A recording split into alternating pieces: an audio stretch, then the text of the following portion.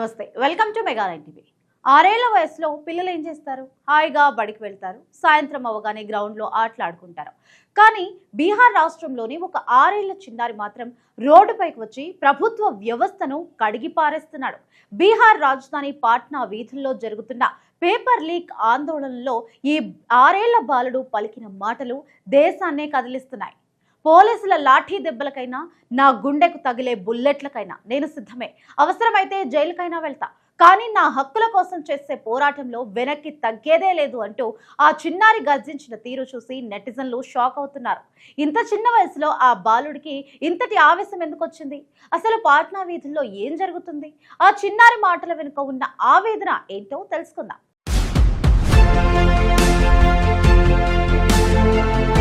బీహార్ అనగానే దేశంలోనే అత్యంత ప్రతిభావంతులైన ఐఏఎస్, ఐపీఎస్ అధికారులను అందించే గొప్ప రాష్ట్రంగా పేరుంది. కానీ అదే రాష్ట్రంలో ఇప్పుడు చదువుకున్న నిరుద్యోగ యువత పరిస్థితి చాలా దారుణంగా తయారైంది. బీహార్ పబ్లిక్ సర్వీస్ కమిషన్తో సహా ఏ కాంపిటేటివ్ ఎగ్జామ్ జరిగినా పరీక్షలకు ముందే ప్రశ్నాపత్రాలు లీక్ అయిపోతున్నాయి. ఏళ్ల తరబడి చిన్న చిన్న గదుల్లో అద్దెకు ఉంటూ కడుపు మార్చుకొని చదువుకున్న వేలాది మంది విద్యార్థులు తమ కలలు కళ్ళలవుతుంటే తట్టుకోలేకపోతున్నారు.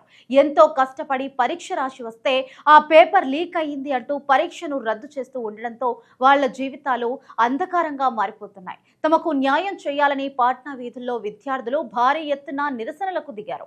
ఆ శాంతియుత నిరసనలపై పోలీసులు లాఠీలు జులిపించడం, జైళ్లలో పెట్టడం వంటివి జరుగుతున్న వేళ ఆ నిరసనకారుల మధ్యలోకి ఎంట్రీ ఇచ్చాడు ఈ 6 ఏళ్ల బాలుడు.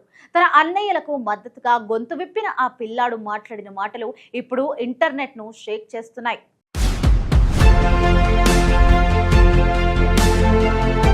ఆ బాలుడు మీడియా మైక్ పట్టుకొని మాట్లాడిన తీరు చూస్తే ఎవ్వరికైనా రోమాలు నిక్కబడుచుకుంటాయి.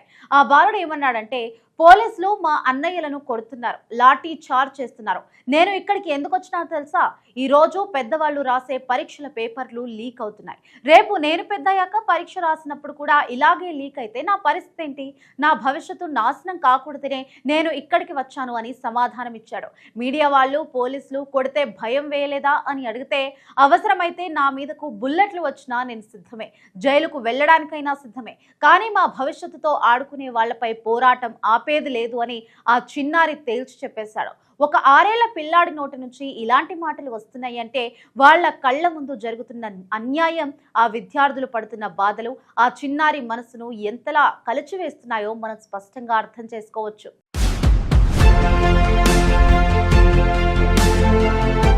నిజానికి ఈ పేపర్ లీక్ మాఫియా కేవలం బీహార్కే పరిమితం కాలేదు. ఇటీవల దేశవ్యాప్తంగా సంచలనం సృష్టించిన నీట్ ఎగ్జామ్ పేపర్ కూడా బీహార్, గుజరాత్ రాష్ట్రాలతోనే ముందుగా లీక్ అయినట్లు ఆరోపణలు వచ్చాయి. అలాగే యూపీ, తెలంగాణ, రాజస్థాన్ లాంటి ఎన్నో రాష్ట్రాల్లో ఈ లీకేజీల బెడత ఉంది. కొందరు స్వార్థపరులు, వ్యవస్థలోని అవినీతి అధికారులు కుమ్మక్కై 100 కోట్లు సంపాదిస్తున్నారు. కోట్లు ఖర్చు పెట్టి పేపర్లు కొనుక్కున్న వాళ్లకు ఉద్యోగాలు వస్తుంటే రేయింబవళ్లు కష్టపడిన నిజమైన టాలెంట్ ఉన్న విద్యార్థులు రోడ్డున పడుతున్నారు. ఇది కేవలం ఒక పరీక్షను రద్దు చేయడం మాత్రమే కాదు, లక్షలాది కుటుంబాల ఆశయాలను హత్య చేయడంతో సమానం. ఇలాంటి ఒక కుళ్ళిపోయిన వ్యవస్థ గురించి 6 ఏళ్ల చిన్నారి ఎలుగెత్తి చాటడం దేశంలోని రాజకీయ నాయకులందరికీ ఒక చెంపపెట్టు లాంటిదే.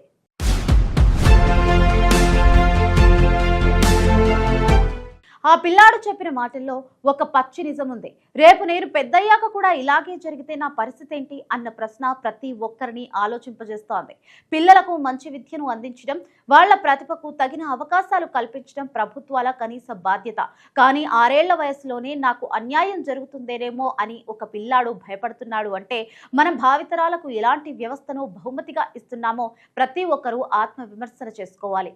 పోలీసుల లాఠీలు, బుల్లెట్లు అనేవి నేరస్తులను భయపెట్టడానికి వాడాలి, కానీ న్యాయం అడుగుతున్న విద్యార్థులను ఎదిరించడానికి మాత్రం కాదు.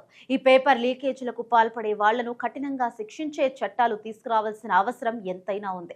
అప్పుడే ఆ చిన్నారికి, లక్షలాది మంది నిరుద్యోగ యువతకు సరైన న్యాయం జరుగుతుంది. మొత్తం మీద చూసుకుంటే 100 మంది నాయకులు, మేధావులు చెప్పలేని ఒక గొప్ప నిజాన్ని ఆ 6 ఏళ్ల పిల్లాడు తన స్వచ్ఛమైన ఆవేశంతో ప్రపంచానికి చాటి చెప్పాడు.